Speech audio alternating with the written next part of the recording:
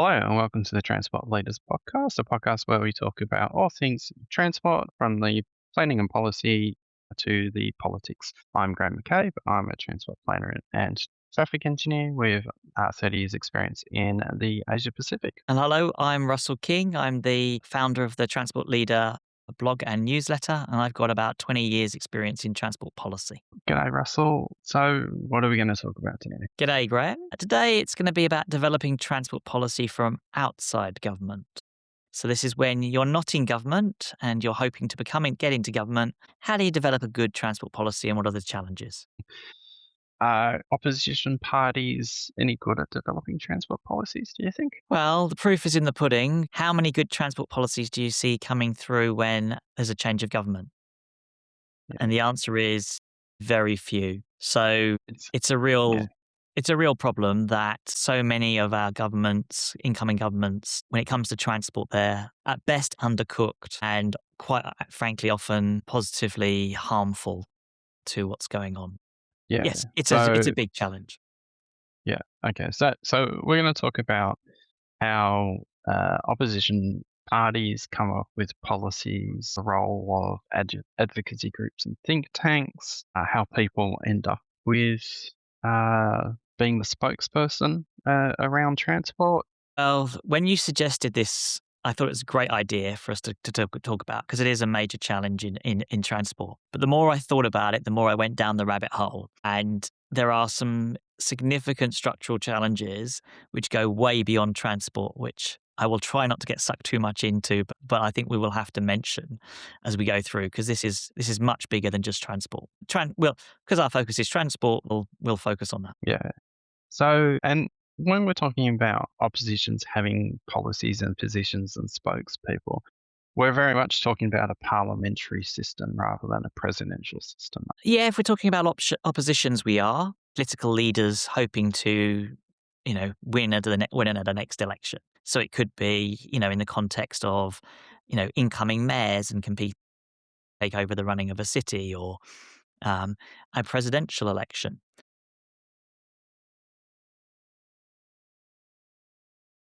They all have similar challenges in developing a platform for transport and one that you would hope would be better than what's already there from the existing government. But as we will talk about, that's not really happening. Yeah, okay. Well, let's start with the basics. You have a political party which has philosophical opposition to the current government in some form or other. They want to win government, and they may see transport as a vote winner.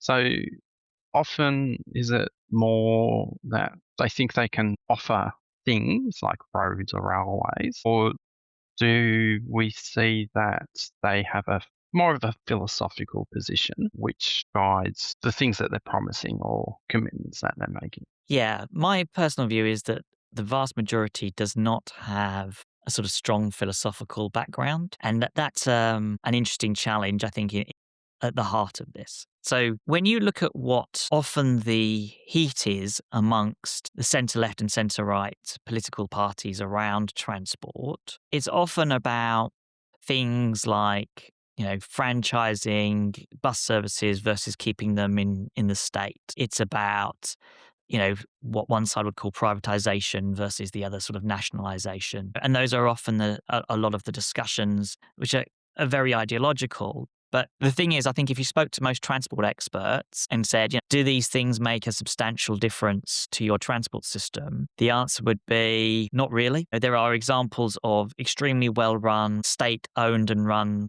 and operated transport systems. And there are great examples of private, systems as well, which are franchised and are very successful as well. So there isn't a black and white on these things. It depends on your individual circumstances, how you set up the privatization, how you run your nationalized agencies and entities. There's lots of different factors. It's not simple, but that's where the heat is in terms of the political argument a lot of the time.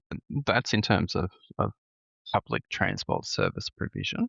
Yes. What about is obviously we know, from what we see in the real world, infrastructure is sexy when it comes to politics. Politicians love a good announcement and a first shovel type event and then a ribbon cutting so they get 3 3 opportunities to announce the same project. Rubbish. 3? If you're only getting 3 opportunities, you're doing it wrong. I mean, we had literally, having been in government on this, it's like we would be announcing that the tunnel boring machine was coming into the harbour of Sydney, with footage of the tunnel boring machine Mm, arriving. yeah, Then there would be the footage of the tunnel boring machine, cutting into the earth for the first time. Then there would be the tunnel boring machine cutting through, to finish the tunnel. Then there would be once the station hole was dug, there'd be a visit with journalists and the ministers and premiers yeah, on, station boxes about, this. yeah. Look at this massive Um, caverning thing that we're I'm doing. I'm So, I'm talking small projects like, okay, the little intersection upgrade, not the $15 billion metro. okay, fair enough. Yes, Yeah, yeah, yeah. What the majority of actual projects are, yes, I like, think. yes, and number-wise, yeah, and the things that the local politicians really like. Yeah. I think one of the challenges here is that there is a very let's start like with where I think you should go in terms of opposition, where I think we should end up, right? So clearly the center left and the center right have very different values, right? And you've talked about how we have different politics on this. So I'll throw the microphone back at you.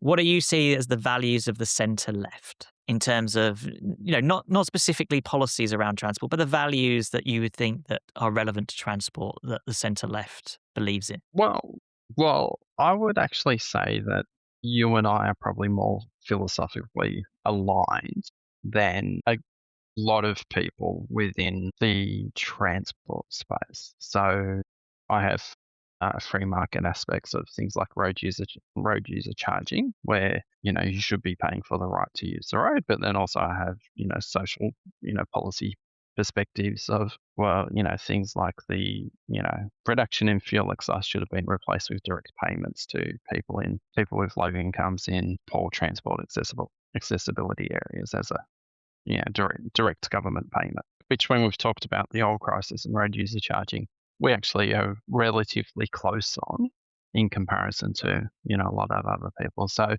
I would say that, the further left you go, the further you are into the government directing behaviour, which, Yeah, given modern politics is a horseshoe, it's also the further right that you go. you're right. I agree with that. The thing I would say though is the values that underpin it though are around, equity and government intervention to deliver that equity. And also I would say the left is far more concerned about things like environmental challenges such as, net zero and those sorts of things. I think those are kind of underpinnings of the centre left. On the centre right, the policies tend to be much more, smaller government, focus much more on the economics and the productivity, lower taxes, individual freedom, stronger local communities, those sorts of things. What I think is interesting, and I think why you and I both end up with the same agreement on transport is whichever side you're coming from in terms of values, I actually think good transport policy delivers on both, delivers both the centre right values and centre right values. And when I've seen good transport policy, it's often been supported by both sides because it actually aligns with the values of both sides and works for both. And so, it shouldn't change the solutions. I think where things go wrong, which is why so much transport policy is bad, is not because it misaligns with the left or right, but because of other factors which we'll get onto. Yeah, yeah, and when you get into things, like what you're talking about with franchising and the role of unions, and on the other side, corporate profiteering. Yeah. And it's difficult to sort of, take away the spin that the left and the right would put on both sides, right? So, the right would be, the destruction of our transport systems through the union, unionization and the problems that causes, and the left will say, no, it's all about corporate influence and and lobbying and those sorts of challenges. And my experience is actually the truth is much more nuanced, and as always, is much less black and white. Yeah, I don't think that it would be so much corporate influence. It would be more driving down the quality of service to increase profits. given we're talking about politics, let's operate in a fact-free environment because that's the way politics operates now. What do you mean now? It's always done that. I don't think anything has changed. I think, the fact free has disappeared ever since that there were two humans on Earth. I think that's just, and Yeah, they were being political anyway. yeah, yeah. I, Okay. I All think right. Okay. All right. I So think what should oppositions be doing? Let's get back to the core. So you want to in government. You need to have some form of policy in transport. So let's talk about what works before we talk about too much about what doesn't work. I think the biggest single challenge that applies, okay, is that there is a disconnect, as we've talked about many times, between what the public sees as good transport policy and what transport experts like you and I would classify ourselves as see as good policy. And that's the fundamental problem. And I think that why we see so much poor quality transport policy, coming through from a new government that's been developing its platform in opposition. And there's a whole bunch of reasons why that exists, but that is the biggest single tension for me that creates all of the problems. There's an old saying in politics: oppositions don't win elections, governments lose elections. Often in the transport space, what that can mean is that something's going wrong in the transport system that people are unhappy about. So it could be that the system has become very run down, and so is unreliable, breaks down frequently, and as a result, people's faith in the system is deteriorating, and it's creating high profile problems. That sort of thing creates challenges for governments and gives oppositions lots of things to hit the government over the head with about its inability to run the public transport system well. In the non-public transport space, it could be our roads are getting more and more congested, and it's because the government typically isn't building enough roads. And if we built more roads, then we'd have less congestion, and that's the answer.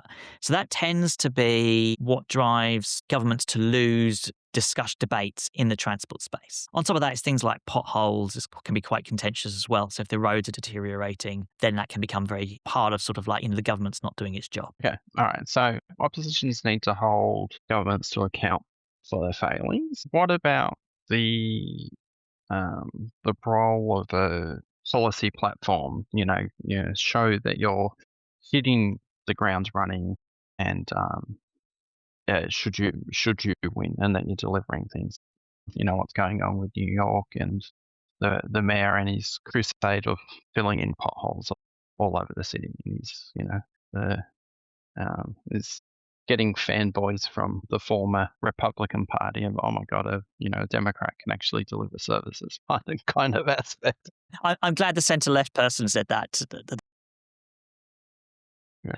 So we're talking about Mamdani in New York, Yeah. and the reason Mamdani, I think, has got such a high profile globally is a combination of reasons. One is New York City, which is one of the global cities in the world. It's only one of only a handful of cities in that category. Secondly, his policy is radical in transport space, I think it's fair to say, compared to the vast majority of mayors around the world in terms of transport.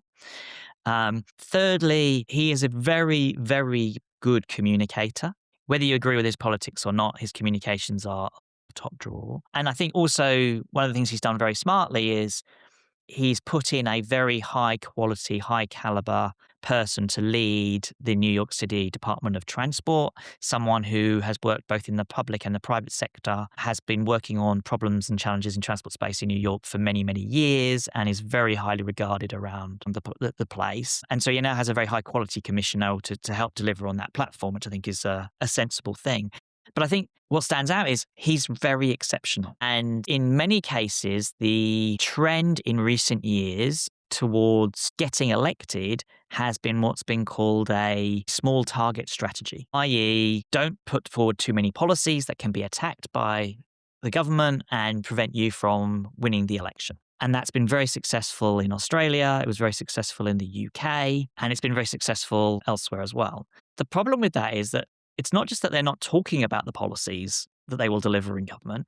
They're not even developing the policies from outside government that they can Yeah. then announce when they're in government to change things. And so what's happening in many cases is governments are getting elected, and Mm. then they're trying to work out what to do with transport, other than perhaps one or two things that they've announced, in opposition. But the vast majority of it is small target stuff. So it'll be, we'll make the trains run on time. Well, that's not a policy, right? That's just a statement. And so it tends to be empty, vacuous things like that that the oppositions are using rather than a detailed policy framework. Mamdani stands out because he actually has some policies that are very controversial in some circles, but the dynamics of the electorate in New York worked for him. So he's doing things like, looking at doing New York style bus rapid transit and bus priorities to speed up the buses significantly. They're going to be rolling out a lot more bicycle lanes as well in New York and making big progress in that space. Obviously, there was the eye-catching free buses, which you and I have talked about, free fares and the challenges that they pose. But that's quite a significant step change from what's been going on, certainly since Bloomberg left office in New York. Yeah. But that's an So exception, not the rule. yeah. Okay.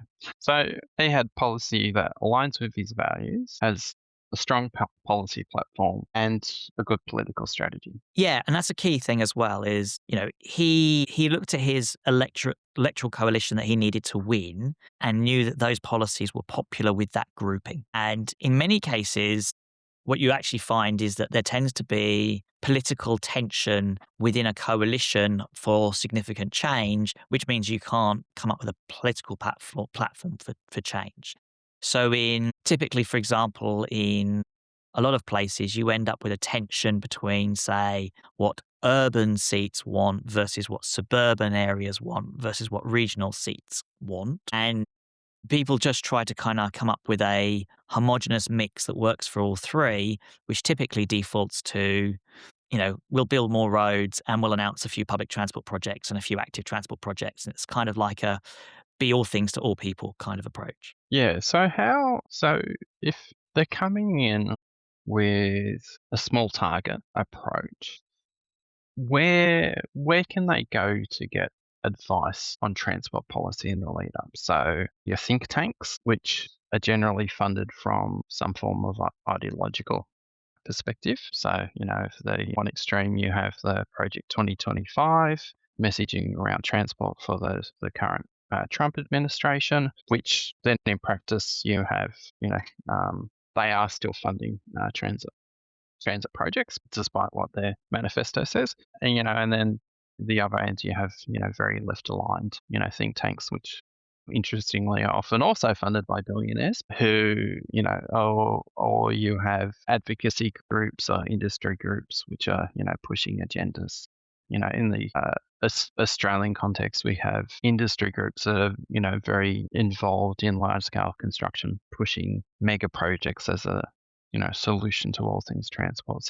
So particularly if people think that an opposition party is going to be winning, you will have everybody coming to them and saying, "Hey, we've got this fantastic idea that you should be including in your manifesto because it will help you win votes, it will create jobs, it'll deliver economic benefits." How do opposition parties sort the wheat from the chaff? Or do they? Okay, so let's start with think tanks first of all. So the challenge with think tanks in the vast majority of places is they do not have transport dedicated think tanks. They tend to be generic policy think tanks who are advocating in the transport space from their particular angle. So you might have a net zero think tank, for example, that talks about the transition for transport, right? But in terms of a dedicated transport think tanks, one is they're few and far between. And where they do exist, they're often very, very poorly funded and resourced generally,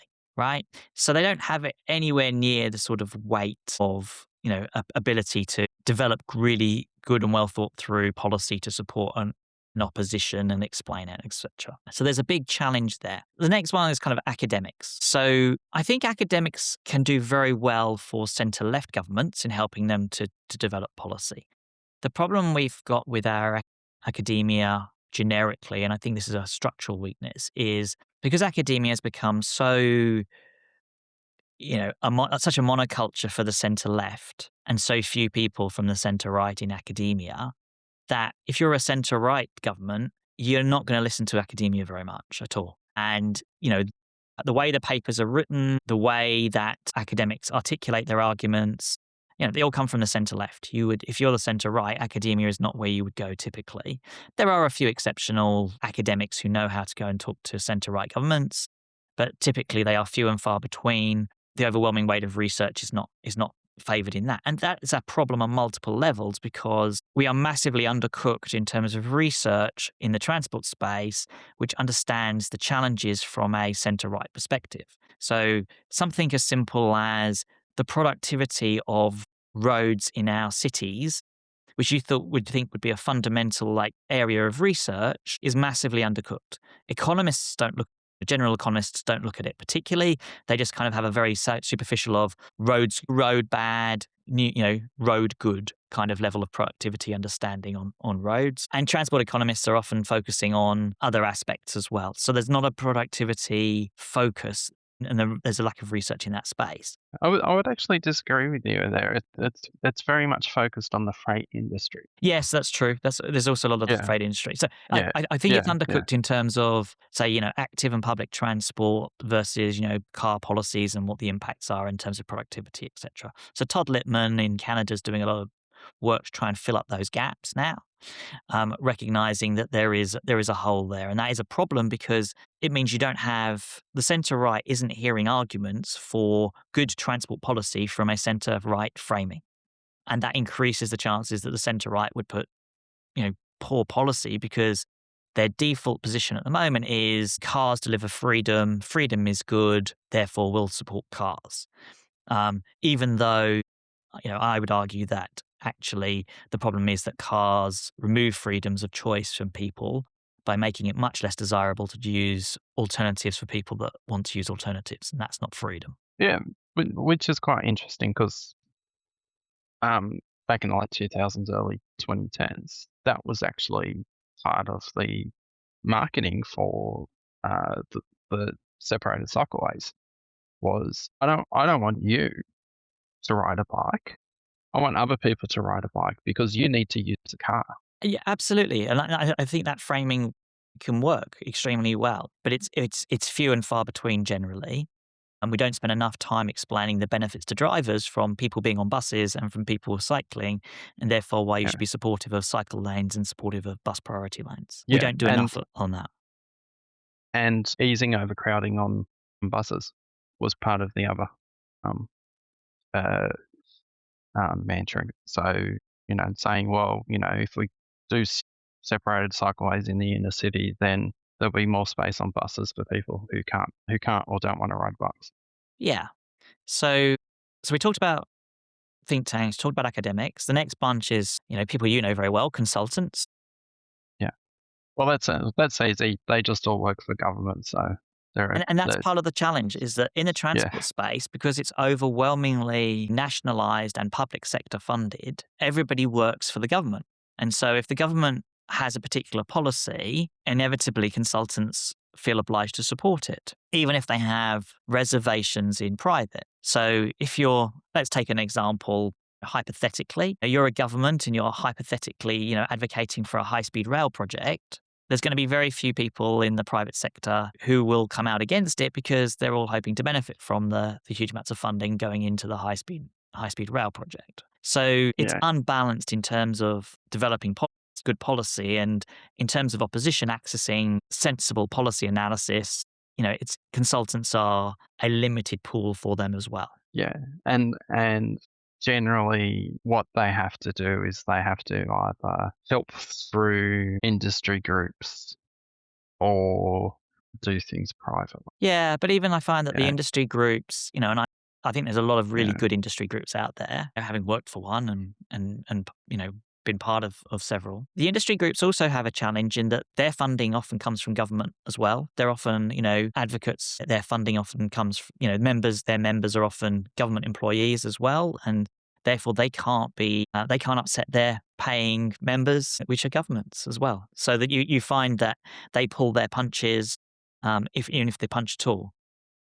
yes, So they're very, they're handcuffed as well. So what you end up with is in the public domain around transport is a very muted public domain debate. If you then take the media, and this is a structural challenge, the media has, over the last couple of decades, as their advertising revenues have moved online and they've become hollowed out in terms of journalism, and the role has changed significantly, they have removed their policy expertise typically.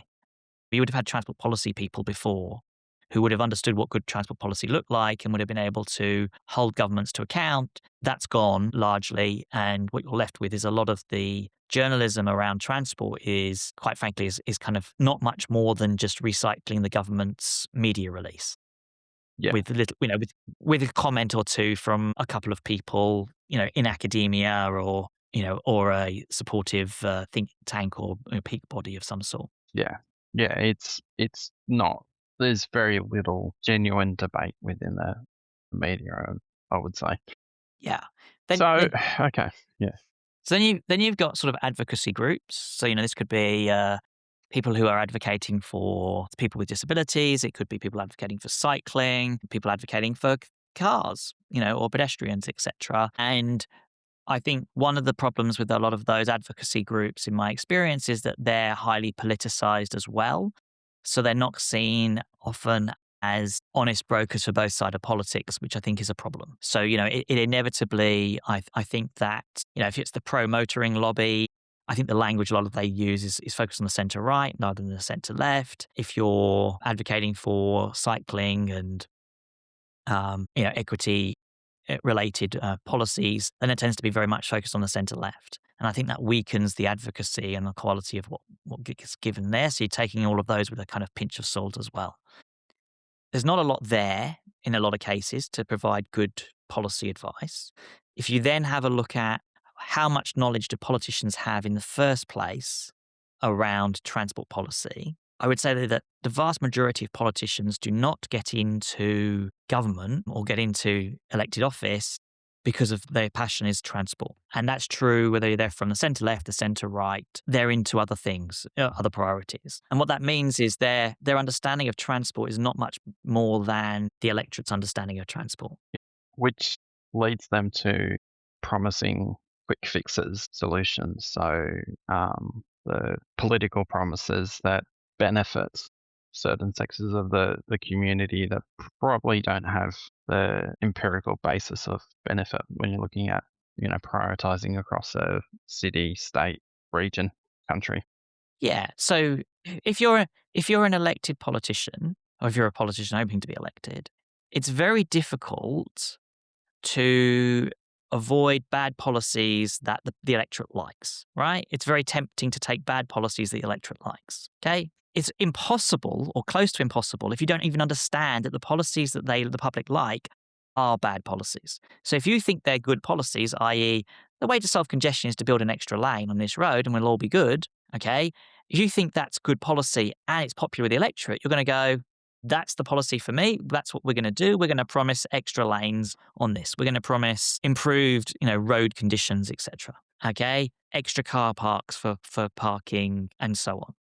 And so because Speed people rail. high speed rail, yeah, because people don't understand what good policy looks like and they're popular, right? That's a really toxic mix in terms of getting bad policy over the line. You get into government, then what? Then you get briefed. And we've talked about briefing in incoming government, but it feels very much like government policy is generally best in their second term. Does that feel right to you? Because they then do have access to the experts and they can actually start proposing things that align with their philosophy. So whether you like it or not, the government, based on your personal politics, the governments can actually start delivering against what their alignment is. No, I don't Oh, know. okay. Oh, okay. So we're screwed, basically. Well, okay, so the first challenge you've got is I actually think that sometimes there are things that oppositions can fix where things are really going badly wrong and do that in their first term. Okay, if they've got well thought through ideas for doing it. When New South Wales was elected and Gladys became the transport minister, there were a lot of problems in the transport system around, for example, the cleanliness of the trains, the reliability of the train system, the ticketing system, the structures of the governance. All of those things were pretty much fixed very relatively quickly in that first term. So there was noticeable improvements. I mean, things had got so bad that I don't think it was hard to get significant improvements in a number of sort of low-hanging fruit areas. I think And that were they promised on as part of the election campaign? yeah, Yeah, okay. So that's interesting. So again, same as what we're talking about with Mandami, identifying things that can be fixed and then carrying through on the commitments early on. yeah, and I think in those cases, though, they were very visible failures of the government of the previous government, which the opposition could then point to as things it was going to fix. Having said that, though, there were a lot of structural things which took longer to work their way through and took almost a full term to sort out. So one of the challenges was finding the money, the capital, to really invest in the public transport system. And effectively that took a second election to do that, with the government going to the election campaign promising to recycle assets in order to deliver, free up $20 billion for infrastructure investments. I don't think you'd have done that going from opposition. I think you could only have done that going from government. I suppose the meat on the bones is you have the bones of we need to reform this system and we'll work out how to do it once we get in for our first term. And then the second term was here's some, big hefty things, but, we've been left in a black hole, which every incoming government always says, regardless of political opposition. It's a tactic to cut the things you don't like and start spending money on the things you do like. But this one, there was genuinely no money to spend on Yeah, and infrastructure for a city that had basically gone up by a third in population. yeah, and the other thing I would say though is that works against that is, although the government maybe gets a second term, and that works if you, for example, if it's a mayor of a city, and so the mayor who's in charge of transport stays the same, such as in say London or New York. But in an Australian context, the person in charge of transport is a minister for transport at a state level, typically. Not in all cases. Sometimes it's city government, local government, as it is in Queensland. But predominantly it's a minister for transport, and the minister for transport's lifespan might be average 2 years, right? So by the time you get to your second term, you might be on your third transport minister, right? And the problem you have is that you're often having to go up that sort of education curve of explaining what good transport policy looks like 3 times, right? And so that takes a lot of time, and it isn't helped if, as we've talked about previously, you've got generalists at the bureaucratic end who are also going up that learning curve, right? And so, that just delays the sort of good advice that you need to be providing to ministers. So it's a significant challenge. So the sidetrack over, getting back to trying to get elected. All right. So temptation to pork barrel and do things which are popular, unless you have a independent office like there are with budget offices for treasuries, or that you don't have access to expertise, making promises without funding, you're worried about the bureaucracy and the consultant class that's working for them being politicized. How do we get good oppositions? Let's round out with some positive. How do we solve this so that the politicians from all sides who aren't in government have access to expertise and better policies? What else can we, as an industry, do to ensure that politicians are getting good, balanced advice, not I th- philosophical advice? I think as an industry, it's very hard because, as I say, you can't go and talk to the opposition very easily in a way that sort of opposes government policy, because you can't be seen to be opposing government policy when you're relying on funding from government. So it's very difficult in that space. I think it would be helpful if we had ways for the opposition, and some governments do this, but probably not sufficiently enough, of effectively paying for people to work on your policies and access to expertise, so that you can develop good policies by experts. And you're funded that's funded in some way to support that. And it could be, and it could come in a variety of ways. It could be as simple as, we've got a lot of infrastructure agencies now in somewhere like Australia that are supposed to be independent or semi-independent, them having a section which is dedicated to supporting the opposition, developing up their own policies in a kind of independent way and are funded to provide that might be one way of doing it. I'm not saying it's a perfect way. It's not. Yeah. Which is like the budget officers. And so that the models like that do exist to provide independent expert advice to politicians, which is not politicized. And so there's a kind of piece there around being able to access that expertise and develop good policy as a consequence of that. And go up that learning curve, while you're in opposition so that you're not making those mistakes when you're coming into government. Okay. There are people like us who have decided that we're going to speak out on bad policy, but Indeed. you and I doesn't make a, institutional strength. I don't think so. So how do we create a movement around that? Yeah, it's one of the things I've been wrestling with, and I think there's different levels to this. One of the things I wanted to do, I'm doing with the Transport Reform Network, is to try and provide resources and support for transport professionals around transport reform and how to support transport reform and make it effective and work. So there's a kind of piece that's kind of in the reform space, and that includes explaining and communicating with decision makers like politicians. I think there is one of the challenges here is we don't, who would fund a transport think tank, or an independent piece, right? So even our advocacy groups, whether it's the cycling advocacy group or Better Streets groups, they really struggle for funding. They're very reliant on volunteers and volunteer time. There isn't a strong funding piece there that, provides them with professional people who can support them on a kind of full-time basis, and strengthen their capabilities and capacity to influence transport policy.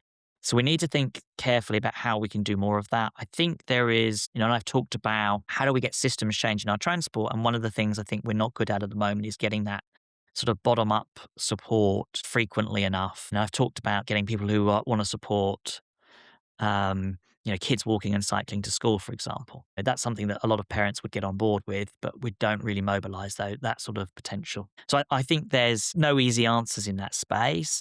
I think we need to be finding a capacity to help mobilize large numbers of people to support change, which would then feed through to a stronger movement for better policy. So, when so Better Streets is a movement based out of Sydney, which is very much around reallocating road space, and one of the big advocacy pushes is for lower speed limits. So how well that translates, when we're talking urban versus suburban versus rural, we know the numbers around safety, no difference in travel time, all those things. So when you're talking about the individual freedom aspect versus I suppose, the compulsion aspect of the lower speed limit, how should people like Better Streets be advocating to the centre right? So I think you've got to start with a discussion for the centre right about individual choice around transport. And the truth is our current system doesn't provide people with choice in large part. So you end up with a lot of people who are effectively car dependent. They're forced to use a car, which, there's a large number of people that can't drive in our society. And that's going to get worse as people get older as well. And we have an aging population. The number of people that can drive is, as a proportion of the population is going to be declining. So, one of the things I'd say is, you want to be looking at, choice. And one of the things we know is that speed has a chilling effect on alternative modes, in particular in walking and cycling. And the thing is, you also need to be explaining to conservatives why walking and cycling is a good thing for conservatives, right? We spend a lot of time talking about walking and cycling, framing it from a left-center perspective. So we talk about, climate change, for example, and people talk about, healthcare, better health. What they don't do is then translate that into this saves a hell of a lot of money on the healthcare system. Right? If you want to have a cheaper healthcare system and lower taxes, lower amounts of money, government money having to be extracted into the healthcare system, having more people walking and cycling is a really good thing, and we've talked about the benefits you get from people walking and cycling more and reducing healthcare costs. So we're just not very good at explaining from a conservative lens why those things are beneficial from a conservative perspective. And it's really interesting because people say size is freedom, but you have freedom within the constraint of that mode. So you have freedom around the time you choose to leave to get somewhere, but then you're constrained within the mode, you're constrained by the choices of others. And all the advertising around cars. Freedom was like, all the roads are empty, you have a perfectly clean run with only green lights or, a $500 billion motorway that has no other cars on it. It's like, yeah, yeah, which is Yeah, and complete insanity because everybody knows that's not the reality, but they live in a fantasy world of they have freedom, whereas you're actually being constrained by all these other external factors, which included is the way the city's designed requires you to rely on a car. So you don't actually have freedom. You have lots and lots of constraints that are imposed on you by the society. But yes. the marketing and communication isn't you're being locked into this thing, you have no choice. Yes, and what Yes. we know is that there is a very relatively small group of people who are very vociferous about wanting to prevent any restrictions on their driving, and that includes being unsafe to other people. They'll be they believe that they have a right to effectively choose which speed that they want to. The thing I would say is my view is that that is not where the vast majority of the public are. Okay, but in terms of when you're talking about speeds and, and enforcement, etc., you need to be very careful about how you are communicating that, but be also enforcing it for the public. So if you're enforcing it in a way that um, the vast majority of the population are going to get fined, there will not be political support for that. All right, and so you need to be very careful about how you do it and how you present it, which is why typically there's a focus around speeds around schools because there's much less political support for people's, arguing for being able to drive fast around schools where they're endangering children. And so once you start, undermining the argument for going as fast as I like, thank you very much, and people, go, well, not around children, you don't.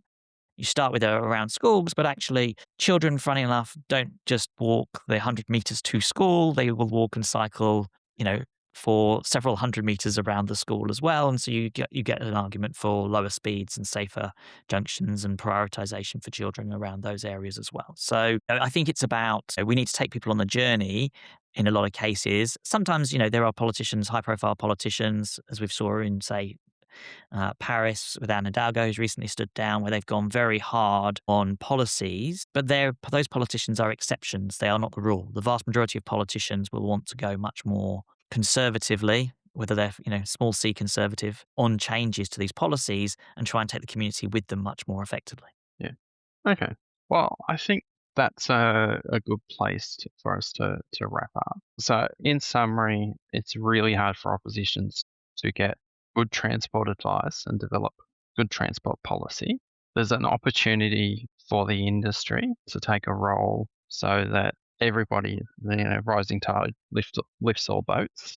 But the one thing I would say is this is what we've discussed today. There are equivalent problems across other policy areas. Whether you're talking about urban planning or education, there are equivalent challenges in those spaces as to what we've discovered today. So if you're in urban planning, it's very easy to promise, not to build any housing. And typically that has been a popular position for politicians to take, which is one of the reasons we've had such difficulty in terms of building more housing and dealing with affordability crises around the world, is that we have strengthened the not in my backyard movement, which has then triggered a kind of YIMBY backlash that we're seeing spread around the world. Education has similar problems. The things that are popular with parents, typically smaller class sizes, all the research shows that that's a very expensive way of improving standards, and there's much better ways of improving standards in our education system than just slightly smaller class sizes. So yeah, there's a whole bunch of stuff like that which are appropriate. I think we need to get better at, I would argue educating the public around thinking about policy problems in a more sophisticated way. And that education process needs to take place at school. I've written about how I kind of think we don't teach systems thinking to solve problems in schools, and why it's overwhelmingly we teach linear thinking, problem solving. And that's a massive problem because people only take account of first order effects. They think about the direct impact. They don't think about the feedback loops and the unintended consequences that come off it. And they don't think about alternative solutions either. And stacking up those solutions against, the obvious one. A consequence of all of those things is we need to teach, we need to educate people to be able to think much more sophisticatedly about policy than we currently are doing, if we want to get more people understanding what good policy looks like and supporting it. Just tell us what good policy is. The thing I suspect is that in many cases, people will just go, I don't agree with the AI system. So it'll be like they're listening to experts at the moment. It's like, I just don't agree with the expert. An extra lane will fix it. Yeah, So that's where I think we'll get to with AI is, and we're already seeing that, in a sense of there's a lot of people saying, oh, we need to have humans in the loop. And the argument for humans in the loop in a lot of cases is, well, what if I disagree with the AI? What if it's the difference between should an expert be making a decision or someone who is accountable to the electorate? mm, It swings and roundabouts, right? So in independent banks, we tend to give it to the experts because the political decision making is often very damaging in that space. I would argue that there are other areas where we should similarly be thinking, actually, the experts would be better making decisions in this and just do it around a framework that the politicians set. yeah. I was watching Practical Engineering. Very great little YouTube channel if you want to learn about the basics of civil engineering. But Grady had a really great point at the end, which was something that was instilled in me in one of my very first classes in engineering, is engineers have others' mistakes drilled into them right from the start so that we don't make those mistakes. It's primarily been things around structural things that collapse and kill people or things that have big failure modes, but we need to do that more in the transport space so we don't end up with the entire world being 18-lane freeways. Ideally not. Yeah. Ideally Yeah. not. Good place to finish, Graham. Thank you Great. very much for your time today. Right. Thank you, Russell. Always fantastic to chat with you. And please like, subscribe, comment. If you're feeling super generous, chuck us $1 or $2 to help support this. Any money will only go into improving our production quality. And we will see you next week. Thanks, Russell. Thanks, Graham.